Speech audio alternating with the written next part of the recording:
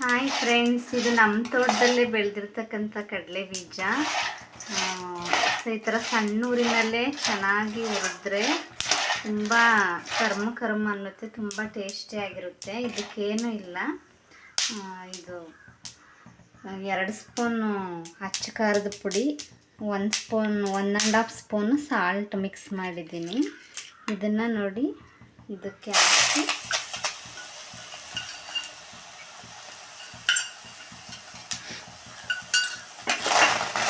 ನೀಟಾಗಿ ಉಪ್ಪು ಖಾರ ಹಿಡಿಯೋ ಥರ ಫ್ರೈ ಮಾಡಿದ್ರೆ, ಸಣ್ಣೂರಿನಲ್ಲೇ ಮಾಡಬೇಕು ಫ್ರೆಂಡ್ಸ್, ಸೀದೋಗ್ಬಾರ್ದು. ಉರಿ ಸಣ್ಣ ಇಟ್ಕೊಳ್ಳಿ.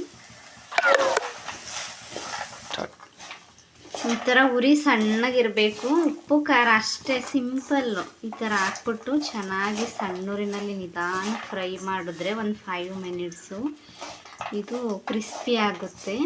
ತಿನ್ನಲಿಕ್ಕೆ ತುಂಬ ಚೆನ್ನಾಗಿರುತ್ತೆ ಮತ್ತು ಎಲ್ದಿ. ನಮ್ಮ ಮನೇಲೇ ಇರ್ತಕ್ಕಂಥದ್ದನ್ನೇ ಹಾಕಿ ನಾವು ಮಾಡೋವಂಥದ್ದು. ಏನು ಆಯಿಲ್ ಏನು ಹಾಕಿರಲ್ಲ, ನ್ಯಾಚುರಲ್ಲು. ನೋಡಿ ಫ್ರೆಂಡ್ಸ್, ಈಗ ಆಗಿದೆ.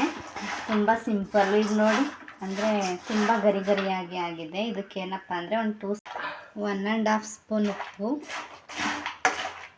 ಒಂದು ಸ್ವಲ್ಪ ವಾಟರ್ ಹಾಕಿ ಮಿಕ್ಸ್ ಮಾಡಿರೋದು ಫ್ರೆಂಡ್ಸ್.